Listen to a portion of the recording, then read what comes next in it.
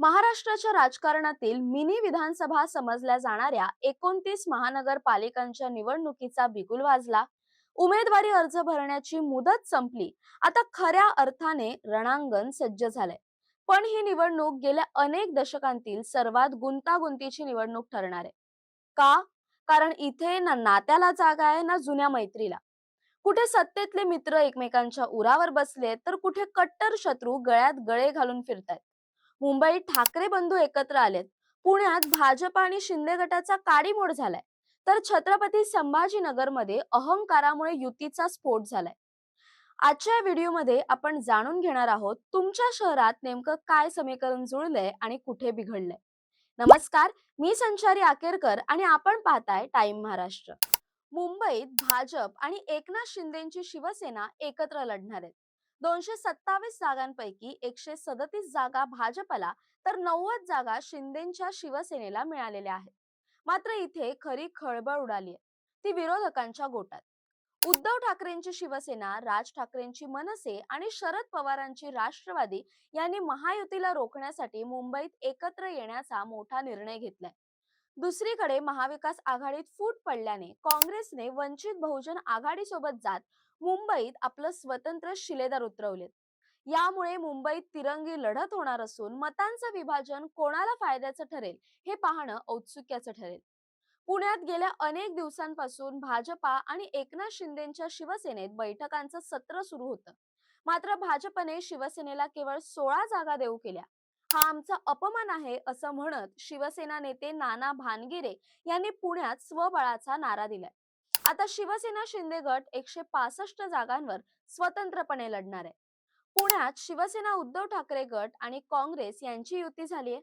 मात्र सर्वात धक्कादायक म्हणजे राष्ट्रवादी विरुद्ध राष्ट्रवादी असा संघर्ष टाळण्यासाठी शरद पवार गट आणि अजित पवार गट हे पुण्यात एकत्र आले. संभाजीनगरमध्ये युती तुटण्याचं कारण म्हणजे नेत्यांमधील इगो. भाजपच्या अहंकारामुळेच युती तोडतोय अशी थेट घोषणा मंत्री संजय शिरसाट यांनी केली.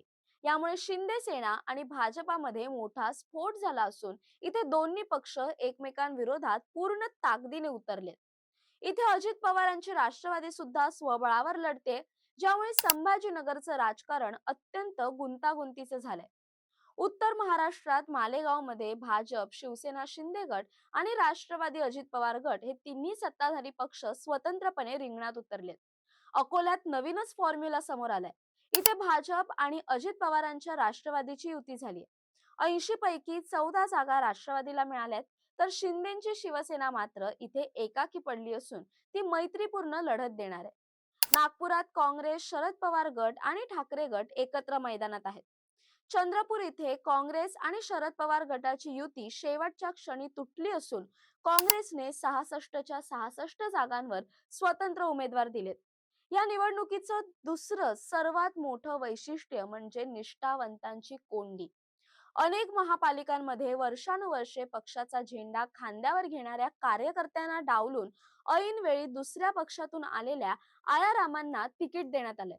यामुळे पक्षांतर्गत बंडखोरीला मोठा ऊत आलाय. भाजप असो वा शिवसेना किंवा राष्ट्रवादीच्या दोन्ही आघाड्या प्रत्येक ठिकाणी अधिकृत उमेदवारासमोर त्याच पक्षाचा बंडखोर उमेदवार उभा ठाकलाय.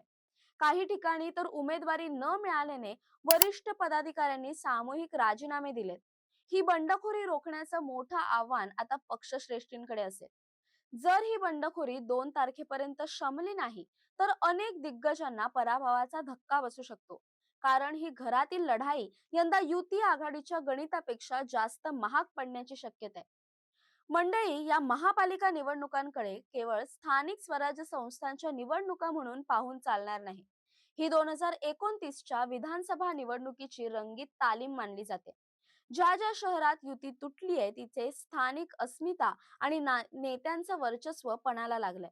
उदाहरणार्थ पुण्यातील अजितदादांची ताकद असो वा ठाण्यातील शिंदेचा गट, प्रत्येक नेत्याला आपली वैयक्तिक ताकद सिद्ध करायची आहे.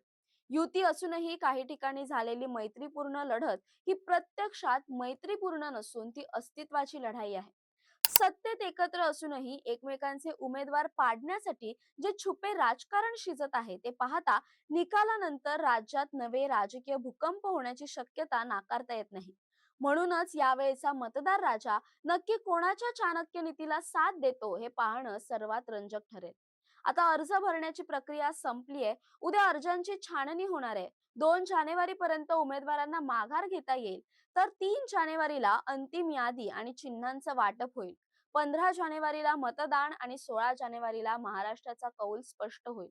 या निवडणुकीत कोण बाजी मारणार, जनता युतीला साथ देणार की स्वबळावर लढणाऱ्यांना, हे पाहणं महत्वाचं ठरेल. तुम्हाला काय वाटतं, तुमच्या शहरात कोणत्या पक्षाचं पारडं जड आहे? कमेंट मध्ये नक्की कळवा. असेच अशा नवनवीन व्हिडिओसाठी टाइम महाराष्ट्राला सबस्क्राईब करा.